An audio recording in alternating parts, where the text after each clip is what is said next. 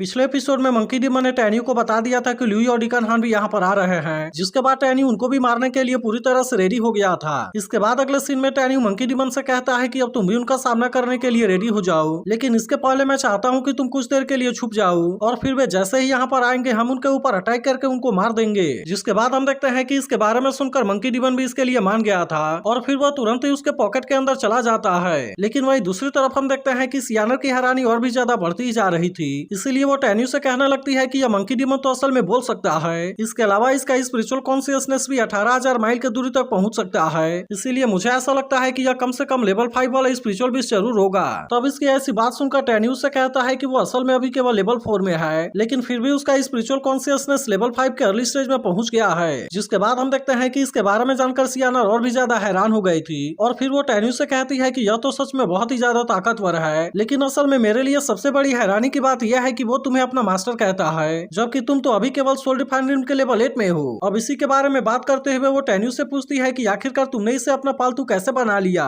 लेकिन हम देखते हैं कि अभी इसके बारे में बात करने के लिए टैन्यू के पास में टाइम नहीं होता, इसीलिए वो सियानर से कहता है कि यह असल में एक बहुत ही लंबी स्टोरी है और इसीलिए जब कभी चांस मिलेगा तो मैं तुम्हें इसके बारे में जरूर बताऊंगा। लेकिन तभी हम देखते हैं कि उसे मंकी डीमन के बारे में भी चिंता होने लगी थी, इसीलिए वो सियानर से कहता है कि अब तो तुम्हें भी मंकी डीमन के बारे में पता चल गया है, लेकिन मैं चाहता हूँ कि तुम इसके बारे में किसी को भी ना बताना, क्योंकि अगर एल्डर को इसके बारे में पता चला तो मुझे ऐसा लगता है कि मंकी डीमन खतरे में आ जाएगा। जिसके बाद हम देखते हैं कि इसके बारे में सुनकर सियानर भी उसकी बात मानने के लिए रेडी हो गई होती है और फिर वो टैन्यू से कहती है कि तुम इसके बारे में बिल्कुल भी चिंता ना करो, क्योंकि मैं इसके बारे में किसी को भी नहीं बताऊंगी। जिसके बाद हम देखते हैं कि टैन्यू भी उसे इसके लिए थैंक यू कहता है। लेकिन अब इसी के साथ हम देखते हैं कि लुई और डीकन हान के भी यहाँ पर आने का टाइम हो गया था, इसीलिए टैन्यू सियानर से कहता है कि तुम यहाँ पर छुप जाओ और इसके अलावा तुम अपने ब्रेथ को भी कुछ समय के लिए छुपा लेना। जिसके बाद हम देखते हैं कि सियानर भी इसकी बात मानने के लिए रेडी हो गई होती है और फिर वो तुरंत यहाँ से दूर जाकर एक जगह पर छिप जाती है। इसके बाद हम देखते हैं कि टैन्यू अपने पावर का यूज करके यहाँ के कुछ पत्थर को डिस्ट्रॉय कर देता है और फिर हमें पता चलता है कि असल में वहाँ पर तो लुवू की स्केलेटन है। तब इसे देख टैन्यू कहता है कि लुवू हम तो काफी टाइम से नहीं मिले,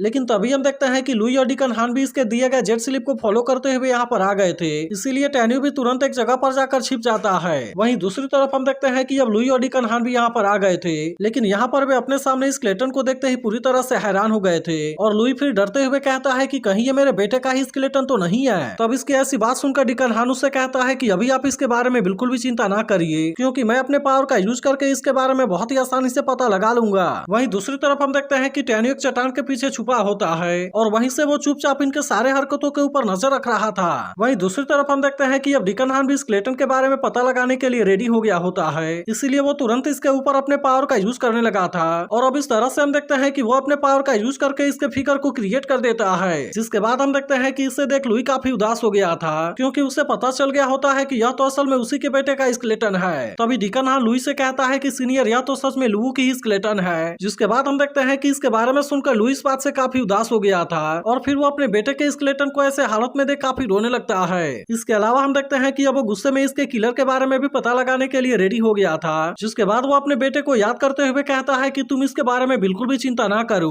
क्योंकि मैं वादा करता हूँ कि मैं किलर के बारे में पता लगाकर इसका बदला जरूर लूंगा। तब इसको इस तरह से परेशान होता हुआ देख डीकन हान उसे समझाने के लिए कोशिश करने लगता है और फिर वो लुई से कहता है कि सीनियर आपको इसके बारे में इतना ज्यादा उदास होने की जरूरत नहीं है, क्योंकि अब हम किसी भी तरह से उसे वापस से जिंदा नहीं कर पाएंगे। इसी के साथ वो उससे कहता है कि आपको इसके किलर के बारे में परेशान होने की जरूरत नहीं है, क्योंकि मैं इसके बारे में इन्वेस्टिगेशन करके पता जरूर लगा लूंगा। अब इतनी बात कहने के बाद हम देखते हैं कि वो अपने बनाए गए फिगर को डिस्ट्रॉय कर देता है, लेकिन तभी हम देखते हैं कि टैन्यू अपनी आवाज बदलकर इनसे बात करने लगा था और फिर वो कहता है कि तुम्हें इसके किलर के बारे में पता लगाने के लिए इतना परेशान होने की जरूरत नहीं है, क्योंकि मुझे पता है कि इसका किलर कौन है। जिसके बाद हम देखते हैं कि इसके बारे में सुनकर वे दोनों भी पूरी तरह से हैरान हो गए थे और फिर लुई से कहने लगता है मुझे ऐसा लगता है कि जेट स्लिप को तुमने ही भेजा था और अगर ऐसी बात है तो तुम इनर गेट पील डिवीजन के स्टूडेंट नहीं हो सकते। तब इस पर टैन्यू से कहता है कि मैसेज को डिलीवर करने के लिए किसी को भेजना तो बहुत ही आसान बात है। जिसके बाद हम देखते हैं कि इसके ऐसे बातों से डीकन हान भी बहुत ज्यादा परेशान होने लगा था, इसीलिए वो पूछने लगता है कि आखिरकार तुम हो कौन और अगर तुम्हारे अंदर इतनी हिम्मत है तो तुम हमारे सामने क्यों नहीं आते।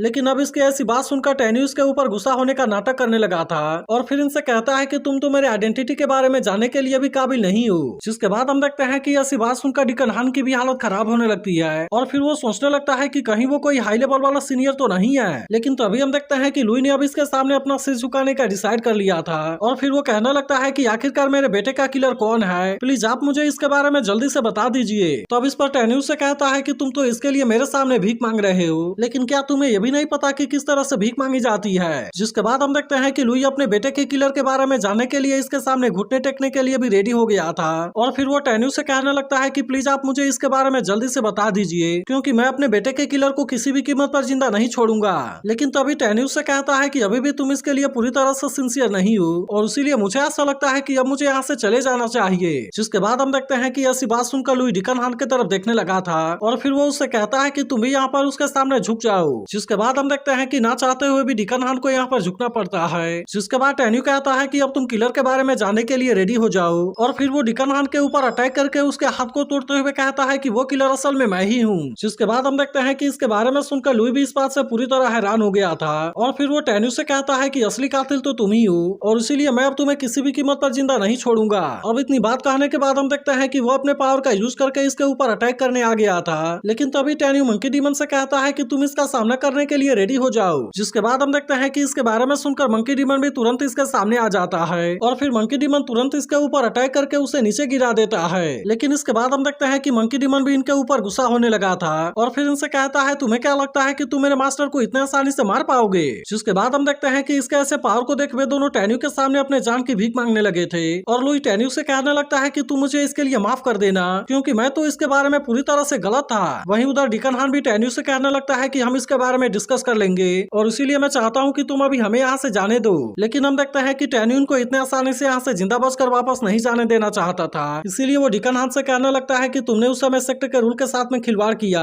क्योंकि तुमने वहाँ पर जानबूझकर लुई का साइड लिया था, और फिर इस तरह से तुमने लुई और मिस पिंक के डिसाइपल को आपस में फाइट करने के लिए मजबूर कर दिया था। अब इतनी बात कहने के बाद वो डिकन हान से कहता है कि तुम इसके बारे में क्या सोचते हो, और फिर उससे पूछता है कि अगर तुम खुद मेरे जगह पर होते तो क्या करते। जिसके बाद हम देखते हैं कि लुई आखिरकार इसके सामने अपनी गलती मानने के लिए रेडी हो गया था, और फिर वो टैन्यू से कहने लगता है कि उसमें सारी गलती मेरी थी, लेकिन मैं तुम्हारे सामने रिक्वेस्ट करता हूँ कि तुम मुझे यहाँ से जाने दो, और इसके बदले में मैं तुम्हें बहुत सारा मटेरियल और ट्रेजर दूंगा। लेकिन अभी भी हम देखते हैं कि टैन्यू को इसके बारे में कोई भी चिंता नहीं होती, और फिर वो डिकन हान से कहता है कि मुझे इसकी कोई जरूरत नहीं है, क्योंकि मैं तो असल में केवल तुम्हारी लाइफ चाहता हूँ। इसके बाद वो मंकी डीमन से कहता है कि तुम इसके ऊपर अटैक करके उसे मार दो। जिसके बाद हम देखते हैं कि मंकी डीमन भी इसके ऊपर अटैक करने के लिए रेडी हो गया था, जिसे देख डिकन हान टैन्यू के ऊपर गुस्सा करते हुए कहता है कि तुम बहुत ही बुरी मौत मरोगे। लेकिन तभी हम देखते हैं कि मंकी डीमन ने अपने स्टिक का यूज करके इसके ऊपर अटैक कर दिया था, जिसके वजह से डिकन हान अब इसके ताकत के सामने कुछ भी नहीं कर पाता, और मंकी डीमन इस तरह से उसे बहुत ही आसानी से मार देता है। वहीं दूसरी तरफ हम देखते हैं कि इसके वजह से लुई की हालत भी पूरी तरह से खराब हो गई थी, और फिर वो कहने लगता है कि यह मंकी डीमन तो सच में बहुत ही ज्यादा ताकतवर है। तभी इसी बीच हम देखते हैं कि डिकन हान का सोल यहाँ से बचकर भागना चाहता था, लेकिन यह देखते ही मंकी डीमन उससे कहता है तुम्हें क्या लगता है कि तुम इतने आसानी से बचकर यहाँ से भाग पाओगे।